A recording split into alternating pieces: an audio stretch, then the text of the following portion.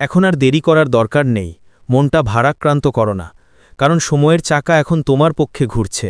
হ্যাঁ, আমি তোমাদেরই কথা বলছি, কুম্ভ রাশির সেই সব মানুষের কাছে যারা চুপচাপ অনেক কিছু সহ্য করেছে, অনেক কিছু হারিয়েছে এবং তবুও ভেতর থেকে ভেঙে না পড়ে দাঁড়িয়ে আছে। কখনো কখনো ব্রহ্মাণ্ডে এমন একটা মুহূর্ত আসে যখন কোনো চেষ্টা না করেই, দরজা না খটখটিয়েই ভাগ্য নিজেই এগিয়ে এসে তোমার সামনে দাঁড়ায়। আর ঠিক এমন একটা মুহূর্ত এখন তোমার খুব কাছাকাছি। যদি তুমি মনে করো উপরের কেউ তোমার কথা আর শোনে না, যদি মনে করো তোমার পরিশ্রম বৃথা গেছে, উঠছে তো আজকের কথা মন দিয়ে শুনো, কারণ এটা কোনো সাধারণ দিনের ভবিষ্যৎবাণী নয়, এটা সেই সোমবারের কথা, বিশেষ করে সেই সোমবার সকাল 11টার সময়ের, যখন তোমার ভাগ্য নতুন দিক নিতে চলেছে। আর কেন ঠিক 11টা? কারণ ওই 1 মিনিটে গ্রহগুলোর এমন একটা সমন্বয় হচ্ছে যা জ্যোতিষশাস্ত্রে বিরল বলে ধরা হয়, সেই শক্তি যেটা বছরের পর বছর আটকে থাকা কাজকেও এগিয়ে নিয়ে যায়।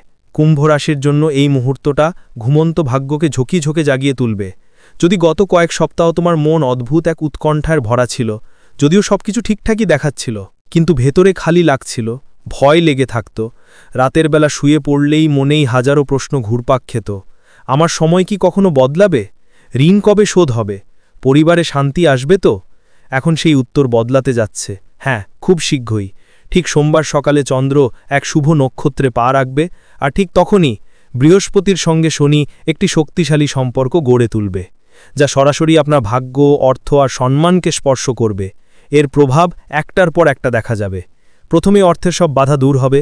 যারা আপনার টাকা আটকে রেখেছিল, যারা মাসের পর মাস বলে আসছিল আগামীকাল দেব, পরশু দেব বলে টালাচ্ছিল, তাদের মধ্যে হঠাৎ করেই হইচই শুরু হবে। কেউ কল করবে, কেউ মেসেজ করবে, এমন কোনো রাস্তা খুলবে যা আপনি কল্পনাও করেননি। আজকের দিনটাই ব্যাপারে খুব স্পষ্ট যে যদি আপনি ব্যবসা করেন আর কাজ আটকে ছিল, গ্রাহক আসছিল না বা বিক্রি খুব কম ছিল, তাহলে সোমবার সকাল 11টার পর থেকে পরিস্থিতি বদলাতে শুরু করবে। দোকানে মানুষ আসা যাওয়া বাড়বে, কোনো বড় অর্ডার আসতে পারে, বা এমন একজন মানুষ আসতে পারেন যিনি আপনার ব্যবসাকে নতুন উচ্চতায় নিয়ে যাবেন। আর হ্যাঁ, সম্মানও পাবেন।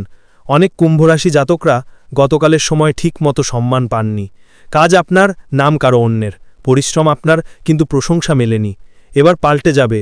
উঁচু পদে থাকা মানুষরা তোমার কাজের কদর করবে, তোমার মতামতকে গুরুত্ব দেবে, আর তোমার আত্মবিশ্বাস বাড়বে। যারা যুবক যুবতীরা চাকরি খুঁজতে খুঁজতে ক্লান্ত, ফর্ম ভরতে ভরতে হতাশ হয়েছ, তাদের জন্য সোমবার একটা সুযোগ নিয়ে আসছে। কোনো বন্ধু, কোনো মেসেজ, কোনো ওয়েবসাইট বা এমন কোনো জায়গা থেকে যেখানে তোমার আশা ছিল না। এবার চলি বাড়ির দিকে। কুম্ভরাশির মানুষরা মনের দিক থেকে খুব সোজাসাপটা, কিন্তু অনেক সময় ভুল বোঝা হয়।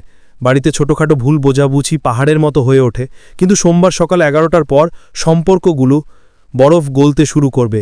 জীবন সঙ্গী বা পরিবারের পক্ষ থেকে মীমাংসার সংকেত আসবে। কোনো পুরনো ঝগড়া শান্ত হবে। আর যদি আপনার হৃদয় কারোর জন্য ধুকপক করে কিন্তু আপনি বলতে পারছিলেন না, তাহলে এই সময়টা আপনার জন্য খুবই অনুকূলে। এখন কথা স্বাস্থ্য নিয়ে। যারা শারীরিক ক্লান্তি, পায়ে ব্যথা বা মানসিক উদ্বেগে ভুগছিলেন, তারা ভিতর থেকে হালকা অনুভব করবেন, যেন কেউ কাঁধ থেকে বোঝা সরিয়ে দিয়েছে। শক্তি বাড়বে, মন শান্ত থাকবে, কিন্তু খেয়াল রাখা দরকার, যেখানে যোগ্যতা হয় সেখানে ভুলও সব নষ্ট করে দিতে পারে। সোমবার এই ভুলগুলো ভুলেও করবেন না, অহংকার করবেন না। ভালো সময় এলে মানুষ বদলে যায়, কিন্তু কুম্ভ রাশির ওপর শনি দেবতার কৃপা তখনই হয় যখন বিনম্রতা বজায় থাকে। ধার দেবেন না, এই দিনে দেওয়া টাকা প্রায়ই ফিরে আসে না। ধন আগমনের যোগ আছে, ধন বিদায়ের নয়। আপনার পরিকল্পনা কাউকে বলবেন না, কারণ এই সময় আপনার উজ্জ্বলতা খুব তীব্র এবং বদনজর পড়ারও সম্ভাবনা বেশি। আর এখন কিছু উপায় যা সহজ এবং শক্তিশালীও। সকালে দ্রুত উঠুন, স্নান করুন এবং শিবলিঙ্গে জল চড়ান।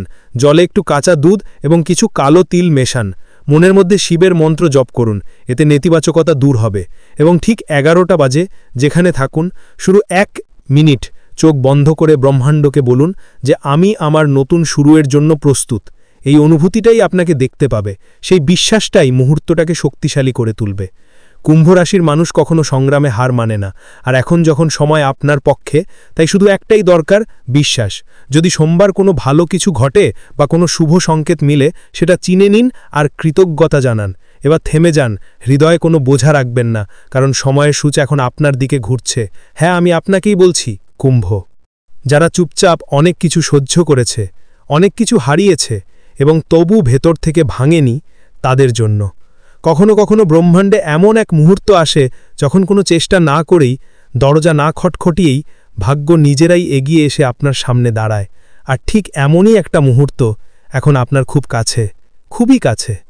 যদি আপনি মনে করতেন ওপরে কেউ আপনার কথা শুনছে না, যদি মনে করতেন আপনার পরিশ্রম বৃথা যাচ্ছে, তাহলে আজকের কথা মন দিয়ে শুনুন, কারণ এটা কোনো সাধারণ দিনের ভবিষ্যৎবাণী নয়। এটা সেই সোমবারের কথা, বিশেষ করে সেই সোমবার সকাল 11টার সময়ের, যখন তোমার ভাগ্য এক নতুন দিক নিতে চলেছে। আর কেন ঠিক 11টা? কারণ ওই 1 মিনিটে গ্রহগুলোর এমন একটা সমন্বয় হচ্ছে যা জ্যোতিষশাস্ত্রে বিরল বলে ধরা হয়। সেই শক্তি যেটা বছরের পর বছর আটকে থাকা কাজকেও এগিয়ে নিয়ে যায়। কুম্ভ রাশির জন্য এই মুহূর্তটা তোমার ঘুমন্ত ভাগ্যকে ঝুঁকি ঝুঁকে জাগিয়ে তুলবে। যদি গত কয়েক সপ্তাহ তোমার মন অদ্ভুত এক অস্থিরতায় ভরা থাকে, সব কিছু ঠিকঠাক মনে হলেও ভেতর এক খালি ভাব, ভয় ছিল, রাতের বেলা শুয়ে যেতে এই প্রশ্নগুলো ঢেউয়ের মতো ভেঙে পড়ত। আমার সময় কি কখনো বদলাবে? ঋণ কবে মেটবে? পরিবারে শান্তি আসবে তো? এখন সেই উত্তর বদলাতে যাচ্ছে। হ্যাঁ, খুব শীঘ্রই। ঠিক সোমবার সকালে চাঁদ শুভ নক্ষত্রে পা রাখবে, আর ঠিক তখনই বৃহস্পতির সঙ্গে শনি একটি শক্তিশালী সম্পর্ক গড়ে তুলবে, যা সরাসরি আপনার ভাগ্য, অর্থ আর সম্মানকে স্পর্শ করবে। এর প্রভাব একটার পর একটা দেখা যাবে। প্রথমেই অর্থের সব বাধা দূর হবে। যারা আপনার টাকা আটকে রেখেছিল, যারা মাসের পর মাস বলে আসছিল আগামীকাল দেব, পরশু দেব বলে টালাচ্ছিল, তাদের মধ্যে হঠাৎ করেই হইচই শুরু হবে। কেউ কল করবে, কেউ মেসেজ করবে, এমন কোনো রাস্তা খুলবে যা আপনি কল্পনাও করেননি। আজকের দিনটা ব্যবসায় যারা আছেন তাদের জন্য খুবই গুরুত্বপূর্ণ। আর কাজ থেমে গিয়েছিল, গ্রাহক আসছিল না বা বিক্রি খুব কম ছিল, কিন্তু সোমবার সকাল 11টার পর থেকে সব কিছু বদলেতে শুরু করবে। দোকানে মানুষের চলাচল বাড়বে, কোনো বড় অর্ডার আসতে পারে, বা এমন কেউ আপনার সঙ্গে যুক্ত হতে পারেন যিনি আপনার ব্যবসাকে নতুন উচ্চতায় নিয়ে যাবেন। আর হ্যাঁ, সম্মানও পাবেন। অনেক কুম্ভরাশির মানুষ গতকালের সময় ঠিকমতো সম্মান পাননি। কাজ আপনার, নাম কারো অন্যের, পরিশ্রম আপনার, কিন্তু প্রশংসা মেলেনি। এবার পাল্টে যাবে। উঁচু পদে থাকা মানুষরা তোমার কাজের কদর করবে, তোমার মতামতকে গুরুত্ব দেবে, আর তোমার আত্মবিশ্বাস বাড়বে। যারা যুবক যুবতীরা চাকরি খুঁজতে খুঁজতে ক্লান্ত, ফর্ম ভরতে ভরতে হতাশ হয়েছ, তাদের জন্য সোমবারে একটা সুযোগ নিয়ে আসছে। কোনো বন্ধু, কোনো মেসেজ, কোনো ওয়েবসাইট বা কোনো জায়গা থেকে যেখানে তোমার আশা ছিল না। এবার চলি বাড়ির দিকে। কুম্ভরাশির মানুষরা হৃদয় থেকে অনেক পরিষ্কার, কিন্তু অনেক সময় ভুল বুঝে ফেলা হয়। বাড়িতে ছোটখাটো ভুল বোঝাবুঝি পাহাড়ের মতো হয়ে ওঠে, কিন্তু সোমবার সকাল 11টার পর সম্পর্কগুলো বরফ গলতে শুরু করবে। জীবনসঙ্গী বা পরিবারের পক্ষ থেকে মীমাংসার সংকেত আসবে, কোনো পুরনো ঝগড়া শান্ত হবে। আর যদি তোমার হৃদয় কারোর জন্য ধরার পড়ে, কিন্তু আপনি কথা বলতে পারছিলেন না, তাহলে এই সময়টা আপনার জন্য খুবই ভালো। এখন কথা স্বাস্থ্য নিয়ে।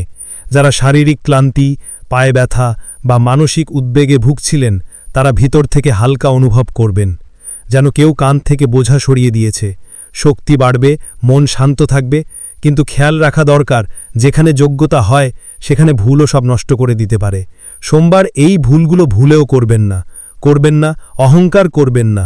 ভালো সময় এলে মানুষ বদলে যায়, কিন্তু কুম্ভরাশির অপর শনি দেবতার কৃপা তখনই হয় যখন বিনম্রতা বজায় থাকে। ধার দেবেন না। এই দিনে দেওয়া টাকা ভাই ফিরে আসে না। ধন আগমনের যোগ আছে, কিন্তু ধন বিদায়ের নয়। আপনার পরিকল্পনা কাউকে বলবেন না, কারণ এই সময় আপনার উজ্জ্বলতা খুব তীব্র এবং বদনজর পড়ারও সম্ভাবনা বেশি। আর এখন কিছু উপায় যা সহজ এবং শক্তিশালীও। সকালে দ্রুত উঠুন, স্নান করুন এবং শিবলিঙ্গে জল চড়ান। জলে একটু কাঁচা দুধ এবং কিছু কালো তিল মেশান। মনের মধ্যে শিবের মন্ত্র জপ করুন, এতে নেতিবাচকতা দূর হবে। এবং ঠিক 11টা বেজে যেখানে থাকুন, শুধু 1 মিনিট চোখ বন্ধ করে ব্রহ্মাণ্ডকে বলুন যে আমি আমার নতুন শুরুর জন্য প্রস্তুত। এই অনুভূতিটাই আপনাকে দেখতে পাবে, সেই বিশ্বাসটাই মুহূর্তটাকে শক্তিশালী করে তুলবে। কুম্ভরাশির মানুষ কখনো সংগ্রামে হার মানে না, আর এখন যখন সময় আপনার পক্ষে, তাই শুধু একটাই দরকার, বিশ্বাস। যদি সোমবার জন্য ভালো কিছু ঘটে বা কোনো শুভ সংকেত মেলে, সেটা চিনে নিন আর কৃতজ্ঞতা জানান। এবার থেমে যান, হৃদয়ে কোনো বোঝা রাখবেন না, কারণ সময়ের সূচ এখন আপনার দিকে ঘুরছে। হ্যাঁ, আমি আপনাকেই বলছি, কুম্ভ। আর এখন ওরা আগের চেয়ে অনেক বেশি শক্তিশালী হয়ে গেছে।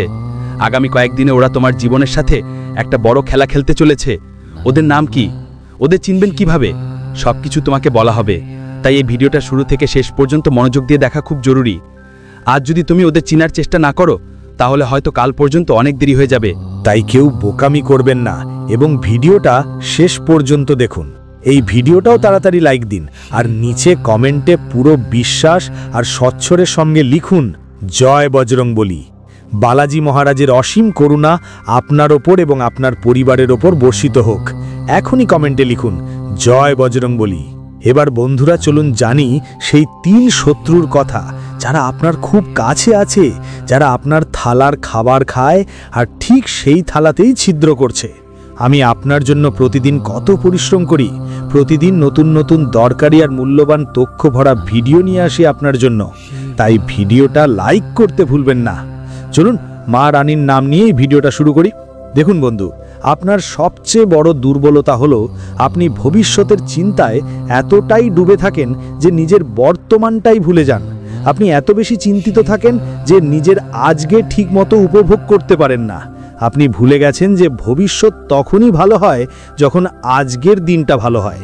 যদি আজ আপনি সুখী থাকেন তাহলে কাল নিজে থেকেই ভালো হয়ে যাবে, কিন্তু আপনি আপনার আগামীর ভাবনায় আজকে নষ্ট করে ফেলছেন।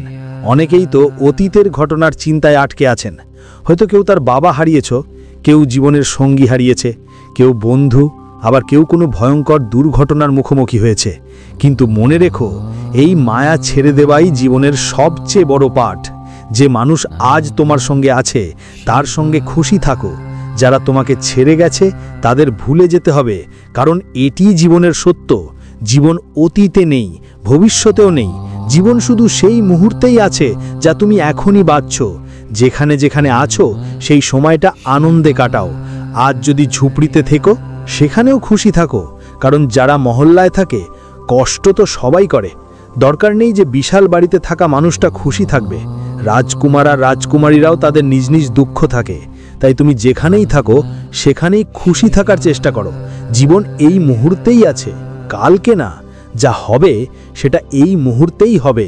তাই এই মুহূর্তটা জীবতে শিখো। কাল আসবে কিনা কেউ জানে না, কাল আমাদের চোখ খুলবে কিনা তাও কেউ নিশ্চিত না। এ কারণেই এই মুহূর্তটাই সবচেয়ে গুরুত্বপূর্ণ। তাই এই সময়টা পুরোপুরি উপভোগ করো। চলো আজকের মূল বিষয়ে আসি। মনোযোগ দিয়ে শোনো। বন্ধুদের যখন বাগেশ্বর ধাম সরকারের প্রিয় বাবা আপনার কাগজটা যখন বের করলেন, তারা সবাই চমকে উঠল, কারণ তাতে আপনার পরিচয়ের 3টে সবচেয়ে ভয়ঙ্কর শত্রুর নাম উঠে এলো। আর আপনার যেসব শত্রু আছেন তারা খুবই ধূর্ত আর চালাক ধরনের মানুষ বন্ধুরা, কারণ তারা আপনার ব্যাপারে শুরু থেকে শেষ পর্যন্ত সব কিছু জানে। আপনার বাড়ির ছোটোখাটো একটা জিনিস কোথায় রাখা আছে, কারা ছুঁয়েছে, কি ধরনের গড়াগড়ি হয়েছে, এসব শত্রুরা মুহূর্তে মুহূর্তে জেনে রাখে। আপনার বাড়িতে কে কখন কি করে, কার সঙ্গে সময় কাটায়, কোথায় যায়, কি খায়, এই সব কিছু তাদের নজরদারিতে থাকে।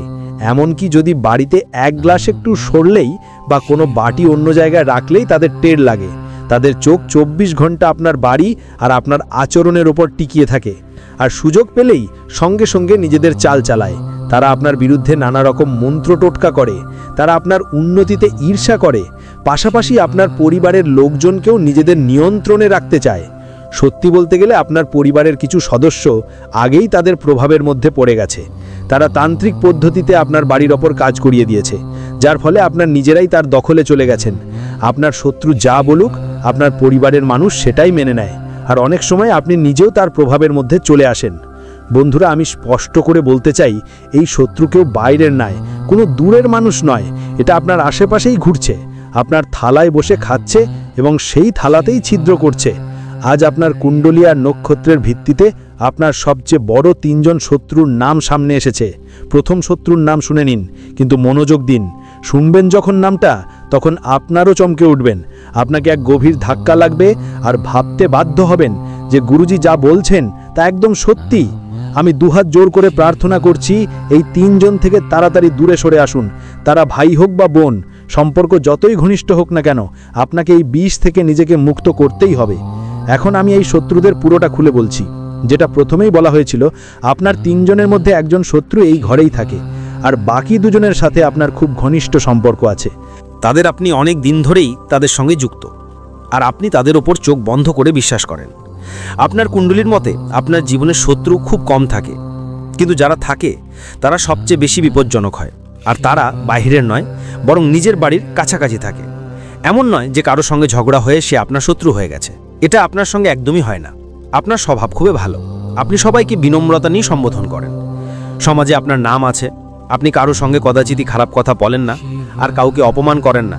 আপনি সরল এবং সোজাসাপটা মনের মানুষ। এটা আমি পুরোপুরি জানি, আপনি ভুল কথা বলেন না আর ভুল শুনতেও চান না।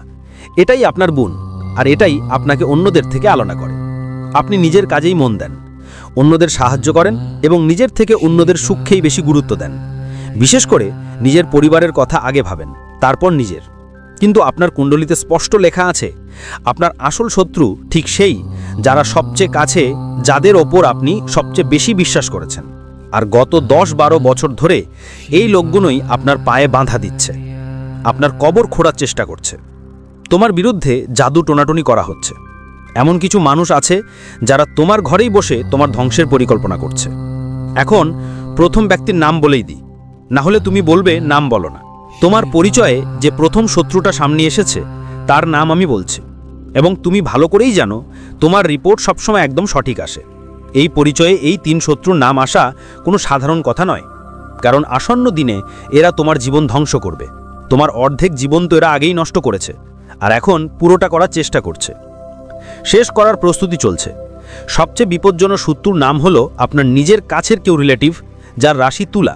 হ্যাঁ বন্ধু, যদি আপনার কোনো কাছের রিলেটিভ তুলা রাশির হয় তাহলে ওর থেকে যতটা সম্ভব দূরে থাকুন, কারণ আপনার কুণ্ডলীর মধ্যে ওই আপনার সবচেয়ে বড় শত্রু। তুলা রাশির মানুষটাই সেই ব্যক্তি যিনি আপনার জীবনকে বিষাক্ত করার চেষ্টা করছেন। হতে পারে সেই তুলা রাশির রিলেটিভই আপনার সবচেয়ে কাছের কেউ, কিন্তু ও আপনার সুখ সহ্য করতে পারে না। আপনার জীবনে যতই সমস্যা, দুঃখ আর বিপত্তি আসছে, তার আসল কারণ শুধু আর শুধু সেই আত্মীয় স্বজনই বন্ধুরা।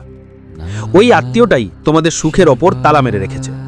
তোমাদের বাচ্চাদেরও কোনো না কোনো জাদু টোনার ফাঁদে ফেলা হয়েছে। আমি স্পষ্ট করে বলতে চাই, এই শত্রুটা এতটাই বিষাক্ত আর নির্দয় যে অনেকবার তোমার ওপর প্রাণঘাতী টোনা টোটকা করিয়েছে, এমনকি বারবার তোমার মৃত্যু পর্যন্ত ঘটানোর চেষ্টা করেছে। এবার আসি অন্য আত্মীয়দের কথায়। মনোযোগ দিয়ে শুনো বন্ধু, হয়তো তোমার কাছে অনেকেই তুলা রাশির হতে পারে, আর তখন তোমার মনে প্রশ্ন উঠতে পারে, যখন আমার পরিচিতদের মধ্যে 3-4 জন তুলা রাশির মানুষ আছে, তখন আমাকে কার ওপর সন্দেহ করা উচিত আর কার ওপর নয়? এর উত্তর হলো, নাম বা সারনেমের কোনো গুরুত্ব নেই। শুধু এটুকুই বুঝে নিন যে তুলা রাশির লোক পেয়ে আপনার জন্য সমস্যার মূল, এবং বহু বছর ধরে আপনার সামনে হাসি মুখে আপনার কবর খুঁড়ছে। এই একই ব্যক্তি যিনি আপনার বাড়িতে ফাটল ধরিয়েছেন, ভাইকে ভাইয়ের বিরুদ্ধে লড়িয়েছেন, পরিবারকে ভেঙে দিয়েছেন। এই আত্মীয়ের কারণে আপনার বাড়িতে বড় বড় ঝগড়া হয়েছে, এমনকি সম্পত্তির ভাগবাটোয়ারাও তার কারণে হয়েছে। এই ব্যক্তি আপনার বাড়িতে তন্ত্রমন্ত্রের প্রভাব পড়েছে, আর তার কারণে বাড়ির একতা ভেঙে গেছে। আপনার বাড়ির সদস্যরা আর আগের মতো হাসি মাখা প্রেমে কথা বলার অবস্থায় নেই, আর এর পুরো দোষ একদমই আত্মীয়দের। এখন আমি এর থেকে বাঁচার একটা উপায় বলবো বন্ধুদের, মন দিয়ে শুনুন। এরপর আমরা অন্য আত্মীয়দের এবং তারপর তৃতীয় সবচেয়ে বিপজ্জনক গদ্দারের কথা বলবো, যে আপনার পাশেই বসে থাকে। তাই এক একটা কথা ভালো করে শুনুন। আজ যদি আপনি অনুভব করেন যে আপনার জীবনে কিছু একটা খুব ভুল চলছে, আপনার অবস্থা দিন দিন আরও খারাপ হচ্ছে, মগজটার চিন্তা করতে পারে না, তোমাদের বাড়ির লোকেরা বেশি কিছু বুঝতেই পারছে না, বারবার অকারণে ঝগড়া করতে মন চায়, সব কথায় রাগ লাগে, কোনো কিছুই ভালো করে বোঝা যায় না, শুধু আদেশ দিতে ইচ্ছা করে, বুঝো এটা কিসের প্রভাব? অনেকবার এমন পরিস্থিতি হয় যে বাড়ির মানুষ একে অপরের উপর হাত তুলে ফেলে, এক বাড়িতেই রক্তক্ষয় পর্যন্ত চলে আসে। আর অনেকবার দেখেছি ভালো ভালো বাড়িতে এক পরিবারের মধ্যে 2-3 জনের মৃত্যুও ঘটে বারবার। এসব তখনই হয় যখন বাড়িতে কালো জাদুর প্রভাব থাকে। তুমি টোনাটকা করছো, এখন এর থেকে বের হওয়ার উপায় বুঝো। প্রথমেই যে আত্মীয়কে নিয়ে তোমার সন্দেহ যে সে তোমার সমস্যার কারণ, তার বাড়িতে যাওয়া বন্ধ করে দাও। মুখে বলতে পারো না, কারণ তুমি তো খুব সরল আর দয়ালু স্বভাবের মানুষ। কেউ বাড়িতে এলে তাকে ফিরিয়ে দিতে পারো না, কিন্তু যদি আটকাতে না পারো তাহলে অন্তত তার প্রতিটি কাজকর্মের ওপর নজর রাখো। তার পা তোমার বাড়ির সীমানায় পড়লেই সমস্যা শুরু হয়ে যায়। তাই চেষ্টা করো সে বাড়ির ভিতরে পা রাখতেই না পারে, আর যদি আসে তার প্রতিটি কাজকর্ম নজরদারিতে রাখো। সে অজুহাত দেখিয়ে আসবে, কিন্তু ভিতর থেকেই তোমার বাড়িতে তন্ত্রমন্ত্রের কাজ করিয়ে দেবে। সে বাচ্চাদের কিছু খাইয়ে, বাড়ির সবাইকে কিছু খাইয়ে পিলিয়ে মনোযোগ আকর্ষণ করতে পারে, আর তারপর বাড়ির সবাই একে অপরের সম্মান করা বন্ধ করে দেয়, বোকামি অবিবেক দেখাতে শুরু করে, ঝগড়ায় জড়িয়ে পড়ে, পরিবার ভেঙে যাওয়ার সম্মুখীন হন। কখনো কখনো এমন হয় যে মৃত্যু পর্যন্ত ঘটতে পারে। এখন এর প্রভাব কিভাবে শেষ করা যাবে? যার উপর সন্দেহ আছে তার বাড়িতে আসতে দাও না। আর এরপর দ্বিতীয় উপায় হলো, তোমার বাড়ির প্রতিটি মানুষের হাতে বজরঙ্গবালির নাম লেখা কিছু দিতে হবে। ধাগা বেঁধে দিন, আপনি চাইলে হনুমানজির মন্দিরে গিয়ে পণ্ডিতের কাছে বিশেষভাবে ধাগা বানিয়ে নিতে পারেন আর প্রত্যেক সদস্যের গলায় বা হাতে বেঁধে দিতে পারেন। এভাবে করলেই আপনারা সবাই তন্ত্রমন্ত্র আর টোঁটকো থেকে নিরাপদে থাকবেন। এখন চলুন এগিয়ে যাই অন্য এক বড় শত্রুর দিকে। এই ব্যক্তির নাম শুরু হয় বাংলার না অক্ষর দিয়ে আর তার রাশি বৃশ্চিক। এই রকম মানুষরাও আপনার জীবনে বড় ধরনের ধ্বংস ডেকে আনতে পারে। হয়তো বৃশ্চিক রাশির এই মানুষটা আপনার খুব কাছের আত্মীয় বা আপনার কোনো প্রিয় বন্ধু। যাই হোক, আজ থেকে তার প্রতি সতর্ক হয়ে যান, কারণ আপনার কুণ্ডলিতে যে সবচেয়ে বড় বিশ্বাসঘাতক বেরিয়ে এসেছে সে আর কেউ নয়, ঠিক আপনার জীবনের দ্বিতীয় সবচেয়ে বড় বিশ্বাসঘাতকটাই। আর এই বিশ্বাসঘাতক এতটাই চালাক আর ধূর্ত যে এটি আপনার খুব কাছেই থাকে, কিন্তু আপনি একেবারেই টের পান না যে এটাই আপনার আসল শত্রু। এ আপনাকেও নিজের নিয়ন্ত্রণে নিয়ে ফেলেছে। যদি আমি এর পুরো সত্যি, এর গভীর রাজ্য আপনার সামনে খুলে ধরি, তবুও হয়তো আপনি বিশ্বাস করতে পারবেন না, কারণ এর মায়াজাল এতটাই শক্তিশালী যে আপনি পুরোপুরি এই ব্যক্তির প্রভাবে আটকে পড়েছেন। এমনকি যখন আপনার আত্মীয়জন, বন্ধু বা পরিবারের কেউ আপনাকে সাবধান করে, বলে যে এই মানুষটা আপনার পেছনে বেইমানি করছে, কিন্তু আপনি সেই সত্যিকারের মানুষগুলোকেই শত্রু ভাবতে শুরু করেন, অথচ এই আসল গদ্দারটাকে আপনি চোখ বন্ধ করে বিশ্বাস করেন। তাই এর থেকে সাবধান থাকা খুব জরুরি, কারণ এরা আপনার উপর মারাত্মক জাদু টোনা টোটকা করেছে আর সুযোগ পেলে নিজের চাল চলিয়ে বসে। আমি আগেও এমন মানুষদের নিয়ে অনেক ভিডিও করেছি, কিন্তু আজ আমি পরিষ্কার করে নাম বলছি, কারণ এখন বিপদ আপনার মাথার উপর এসে দাঁড়িয়েছে। এরা খুব তাড়াতাড়ি আপনার উপর একটা ভয়ঙ্কর প্রাণঘাতী তান্ত্রিক কাজ করানোর চেষ্টা চলছে, যেটা থেকে বাঁচা আপনার জন্য প্রায় অসম্ভব হতে পারে। তাই তারা যদি কোনো বড় খেলা খেলে, তার আগেই আপনি সতর্ক হয়ে গেলে আপনার জন্য অনেক ভালো হবে। কিভাবে বাঁচতে হবে, কি করতে হবে সেটা আমি বলবো, কিন্তু তখনই যখন আপনি শেষ পর্যন্ত সঙ্গে থাকবেন। দেখুন, আমাদের অনেক সময় কেউ ভাবতেই পারে না যে তার শত্রু থাকতে পারে। অনেকেই ভাবে আমি তো সবাইকে ভদ্রভাবে দেখি, কারোর সাথে ঝগড়া করি না, সবাই রিলেটিভদের সাথেও ভালোভাবে কথা বলি, তাহলে আমার শত্রু কি করে থাকতে পারে? মানুষ আপনার প্রশংসা করে, আপনার আচরণকে ভালো মনে করে, কিন্তু সত্য কথা হলো বন্ধু, এই চিন্তাই তোমাকে আসল শত্রু থেকে অজানা রাখে। তোমার মনে হতে পারে তোমার চারপাশ সব ঠিকঠাক চলছে, কোনো সমস্যা নেই, কিন্তু বাস্তবে বিপদ তো ভিতরেই লুকিয়ে থাকে। এখন আমি তৃতীয় আর সবচেয়ে ভয়ঙ্কর শত্রুর কথা বলছি, যিনি কেউ আর নন, তোমার নিজের ঘরে থাকা মানুষ। হ্যাঁ বন্ধু, এই তৃতীয় গদ্দারটাই সবচেয়ে ভয়ঙ্কর, সবচেয়ে নির্মম, সবচেয়ে বিষাক্ত, আর যিনি তোমার ঘরে বসেই আছেন। যেমন বলা হয়, ঘরের ভেদেই লঙ্কা ধ্বংস করে। যদি বিভীষণ রাবণের বিরুদ্ধে ষড়যন্ত্র না করতো, হয়তো রাবণ আজও রাজত্ব করত। কিন্তু নিয়তি এমনই যে প্রায় নিজেরাই ঠকায়, আর এমন একজন তোমার বাড়িতেই আছে। একজন মানুষ যিনি অনেক বছর ধরে তোমার বাড়ির কাঠের গুঁড়ো দুর্বল করে চলেছে, ভিতর থেকে খুঁড়ে খুঁড়ে ফেলে দিচ্ছে, ঠিক যেমন কাঠে পোকা লেগে যায়। শুরুতে পোকাটা ছোট থাকে, ধীরে ধীরে বাড়তে থাকে, তারপর হাজার হাজার হয়ে ছড়িয়ে পড়ে আর পুরো কাঠের মতো বাড়িটা চেটে ফেলে। ঠিক তেমনই এই মানুষটা তোমার বাড়িতে থেকে এমনটা করছে, একটা পোকার মতো সবকিছু নষ্ট করছে। যদি সময় মতো এর খোঁজ না পাও, তাহলে তোমার পুরো পরিবারকে ধ্বংস করে দেবে আর সেখানে থাকা প্রতিটি সদস্যের ক্ষতি করবে। এখন তোমাকে চিনতে হবে কে এই পরিবারের গোপন শত্রু। খেয়াল করো, যেই ব্যক্তি তোমার সাথে সবচেয়ে বেশি আত্মীয়তার ভান করে, সবচেয়ে মিষ্টি কথা বলে, বারবার তোমাকে ভাইয়া, জি, বোন, জি বলে ডাকে, সে সবচেয়ে বড় বিপদ হতে পারে। কারণ এমন মানুষরা সুযোগ পেলে নিজের ভেতরের বিষ ফেলে দেয়, এমন বিষ যে অনেক সময় পুরো পরিবারকে ধ্বংস করে দেয়। যখন তোমার পরিচয়ে এই পরিবারের গোপন শত্রুর নাম সামনে এলো, তখন বাবাজি অবাক হয়ে যান। তাকেও বিস্ময় হয় যে কিভাবে কেউ এমন হতে পারে, নিজের ঘরটাই এতটা নষ্ট করতে পারে। কিন্তু এটা সত্য, গত বছরগুলোতে হাজার হাজার বার তোমার ঘরে তন্ত্রটোনা আর টোটকা হয়েছে। এখন তোমার মনে প্রশ্ন উঠবে, কেন আর কে? দেখো, তোমার ঘরে সবকিছু ঠিকঠাক চলছে, ভাব আছে, সম্পত্তি নিয়ে কোনো ঝগড়া নেই, কোনো চাপ নেই, সম্পর্কও স্বাভাবিক, সবকিছু ভালো মনে হয়। কিন্তু শত্রুতা সবসময় শুরু হয় সেই জায়গা থেকে যেখানে সবকিছু ভালো চলছে। পুরনো সময়েও যখন কোনো রাজা কোনো রাজ্য জিততে চেত, সে আগে ওই ঘরে ফাটল ধরাতো, ভাইকে ভাই থেকে ঝগড়া করাতো, বোনদের আলাদা করত, যাতে তারা একে অন্যের থেকে দুর্বল হয়ে পড়ে। তারপর সেই দুর্বলতার সুযোগ নিয়ে পুরো সাম্রাজ্যের ওপর দখল নেওয়া হতো। ঠিক এমনটাই তোমার সাথেও ঘটছে। তোমার আত্মীয় স্বজন, প্রতিবেশী, কাছের মানুষ, বন্ধু, এই সবের মধ্যে কয়েকজন শত্রুর ইশারায় কাজ করছে।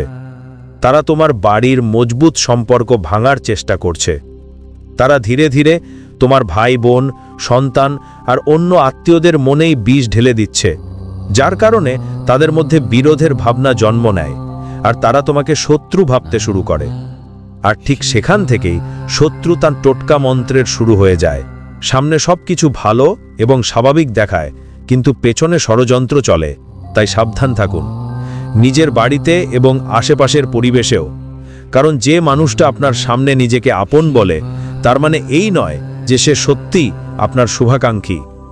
এখন তো এমন সময়, কালযুগের যুগ, যখন একটা সাধারণ সরকারি কাগজপত্র যেমন আরএসএফের জন্য মানুষ লড়াই ঝগড়ায় নামতে পারে। ভাবুন তো, সাধারণ কাগজপত্রের জন্য রক্তক্ষয় হতে পারে, তাহলে বড় বড় সম্পত্তির জন্য কি হবে? কি হতে পারে না? আজকাল এসবই তো ঘটছে। কখনো ভাই ভাইকে খুন করে ফেলেছে, কখনো ছেলে তার বাবাকে মেরে ফেলেছে। আমরা সবাই সমাজে এমন ঘটনা দেখেছি। তাই নিজেকে শক্ত করে গড়ে তুলুন, সতর্ক থাকুন। এখন প্রশ্ন হচ্ছে, এসব থেকে কিভাবে বাঁচবেন? একটাই উপায় আছে, আপনার বুদ্ধিমত্তা আর তীক্ষ্ণ মস্তিষ্ক। কিভাবে? প্রথমেই বুঝতে হবে আপনাকেও এখন চালাক হতে হবে। আপনি সরল স্বভাবের, খুবই আবেগপ্রবণ, কিন্তু এখন সময় এসেছে চতুরতা আর সচেতনতায় কাজ করার।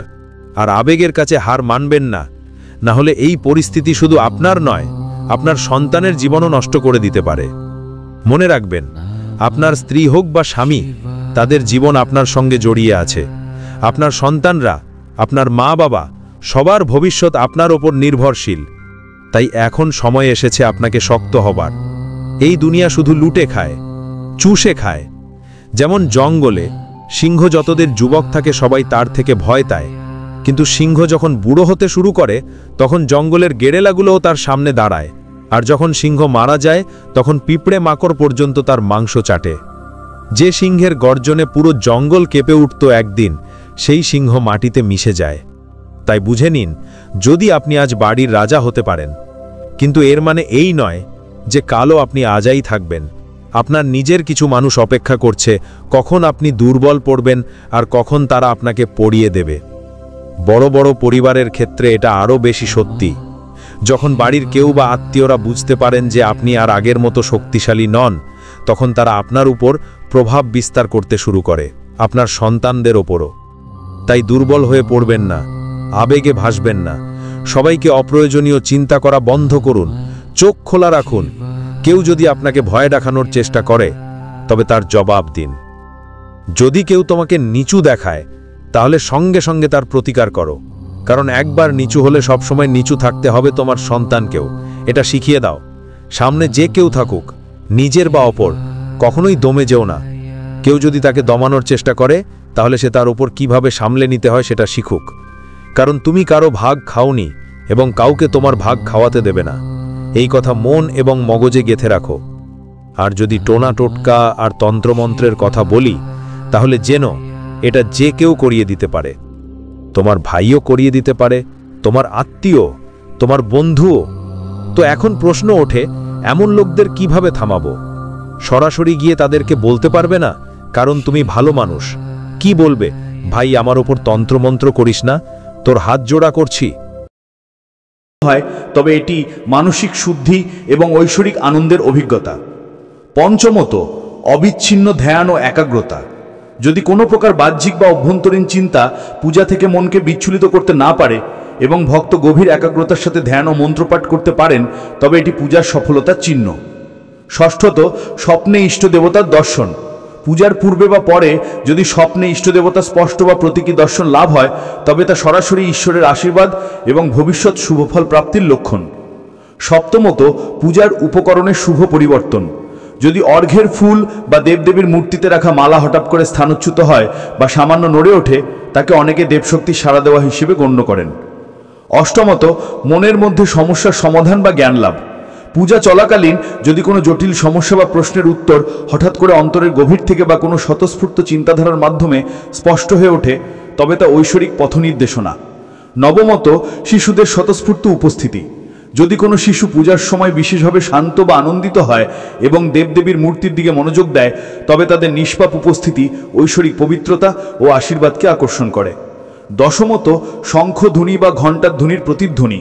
পূজার সময় যদি শঙ্খধ্বনি বা ঘণ্টার আওয়াজ স্বাভাবিকের চেয়ে বেশি স্পষ্ট বা দীর্ঘস্থায়ী মনে হয়, তবে তা পরিবেশের পবিত্রতা এবং স্বর্গীয় শক্তির আগমনকে নির্দেশ করে। এই সংকেতগুলি ভক্তকে উৎসাহিত করে এবং তাদের আধ্যাত্মিক পথে আরও অগ্রসর হতে অনুপ্রাণিত করে। এগুলি কেবল বাহ্যিক লক্ষণ নয়, বরং ভক্তের আন্তরিক ভক্তি ও নিষ্ঠার প্রতি ঈশ্বরের স্বীকৃতি। পুজো করার সময় চোখে জল আসে কেন? পূজার সময় চোখে জল আসে একটি অত্যন্ত সংবেদনশীল এবং গভীর আধ্যাত্মিক অভিজ্ঞতা, যা প্রায়শই ভক্তদের মনে প্রশ্নের সৃষ্টি করে। এটিকে কেবল মানসিক দুর্বলতা বা আবেগ হিসেবে দেখলে এর প্রকৃত আধ্যাত্মিক তাৎপর্য অনুধাবন করা যায় না। ধর্মীয় ও মনস্তাত্ত্বিক দৃষ্টিকোণ থেকে এই অশ্রুপাতের একাধিক গভীর কারণ থাকতে পারে। প্রধান কারণটি হল ভক্তির চরম পর্যায় বা ভাবাবস্থা।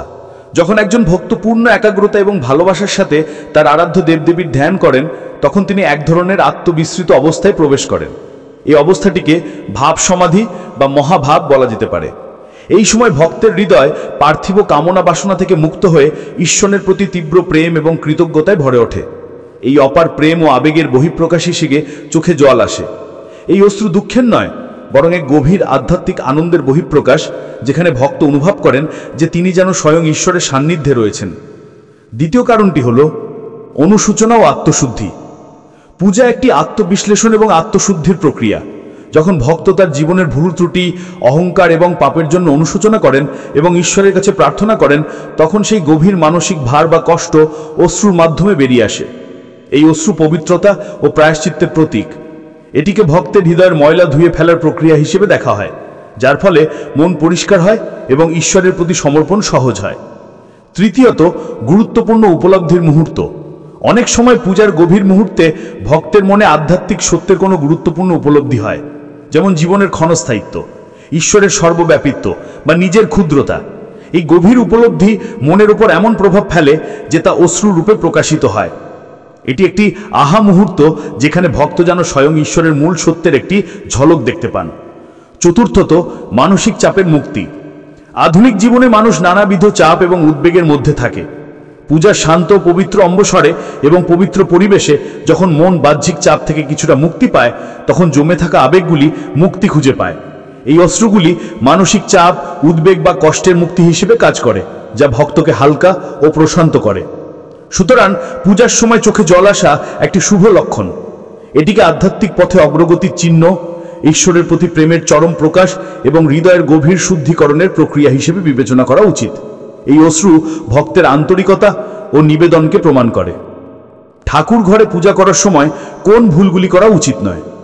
ঠাকুর ঘরে বা পূজার সময় ভক্তকে অত্যন্ত সতর্ক থাকতে হয়, কারণ শাস্ত্রমতে কিছু ভুল বা ত্রুটি পূজার সম্পূর্ণ ফল লাভে বাধা দিতে পারে এবং কেমন কেমন সেটি নেতিবাচক প্রভাবও আনতে পারে। পূজা কেবল বাহ্যিক আচার অনুষ্ঠান নয়, বরং এটি মন, বাক্য ও কর্মের শুদ্ধতার সাথে সম্পর্কিত।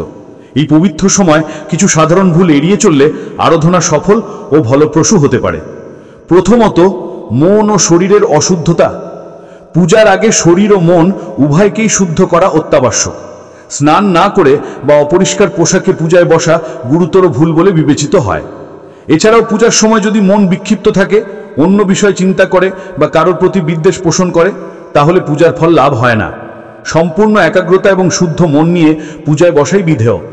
দ্বিতীয়ত, দেবদেবীর অসম্মান। মূর্তি বা ছবির প্রতি চরম শ্রদ্ধাশীল হওয়া প্রয়োজন।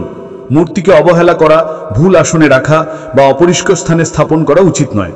দেবদেবীর মূর্তির দিকে পা বাড়িয়ে বা পিঠ দেখে বসা গুরুতর অসম্মানের প্রতীক। এছাড়াও ভাঙা বা খণ্ডিত মূর্তি বা ছবির পূজা করা শাস্ত্রীয় মতে উচিত নয়। তৃতীয়ত, আচারের ক্ষেত্রে ত্রুটি। পূজার অপরিহার্য উপকরণ যেমন দীপ, ধূপ, জল, ফুল এবং নৈবেদ্য সঠিক পদ্ধতিতে ও সঠিক সময় ব্যবহার করা উচিত। উদাহরণস্বরূপ, তুলসী পাতা ছাড়া বিষ্ণুর পূজা অসম্পূর্ণ বা বেলপাতা ছাড়া শিবের পূজা যথাযথ হয় না। একইভাবে তামসিক বাসি নৈবেদ্য নিবেদন করা ভুল। পূজার আগে অবশ্যই পূজাস্থান পরিষ্কার করে নিতে হবে এবং পুজোর আসন ছাড়া মাটিতে বা খালি হাতে মন্ত্রপাঠ করা অনুচিত। ভক্তি সর্বদা বিনম্র এবং অহংকার মুক্ত হওয়া উচিত। একইভাবে শুধুমাত্র ফল বা জাগতিক প্রাপ্তির তীব্র কামনা নিয়ে পূজা করা উচিত নয়। ঈশ্বরের প্রতি নিঃস্বার্থ প্রেম এবং কল্যাণের ভাব নিয়ে পূজা করাই শ্রেষ্ঠ। ষষ্ঠত, সন্ধ্যার পর তুলসী স্পর্শ। ধর্মীয় বিশ্বাস অনুযায়ী সূর্যাস্তের পরে বা রাতে তুলসী পাতা স্পর্শ করা বা তোলা উচিত নয়। এটি একটি প্রচলিত এবং গুরুত্বপূর্ণ নিয়ম, যা প্রায়শই অনেকে ভুলে যান। এই ভুলগুলি এড়িয়ে চললে ভক্তের আরাধনা আরও বেশি আন্তরিক এবং পবিত্র হয়ে ওঠে, যা তাকে আধ্যাত্মিক শান্তি এবং ঈশ্বরের কৃপা লাভে সাহায্য করে। পুজো করার সময় হাই ওঠার অর্থ। পূজার্চনার সময় হাই ওঠা একটি অত্যন্ত সাধারণ ঘটনা, যা অনেক ভক্তই অনুভব করে থাকেন। জাগতিক দৃষ্টিকোণ থেকে দেখলে হাই ওঠা ক্লান্তি বা পর্যাপ্ত অক্সিজেনের অভাবের কারণে হতে পারে, কিন্তু যখন একজন ভক্ত গভীর মনোযোগের সাথে উপাসনা করেন তখন এর আধ্যাত্মিক ব্যাখ্যা ভিন্ন হতে পারে। ধর্মীয় বিশ্বাস অনুযায়ী পূজার সময় হাই ওঠা মূলত দুটি বিপরীতমুখী আধ্যাত্মিক অবস্থার দিকে ইঙ্গিত করতে পারে। প্রথমত, হাই ওঠা কখনো কখনো নেতিবাচক শক্তি বা আলস্যের প্রভাব নির্দেশ করে। যখন একজন ব্যক্তি পূজায় বসেন তখন তার চারপাশে একটি পবিত্র ও শুদ্ধ আধ্যাত্মিক পরিবেশ তৈরি হয়। যদি সেই ব্যক্তির শরীর বা মনে কোনো প্রকার নেতিবাচকতা, মানসিক ক্লান্তি, অতিরিক্ত চিন্তা বা জাগতিক আসক্তি থেকে যায়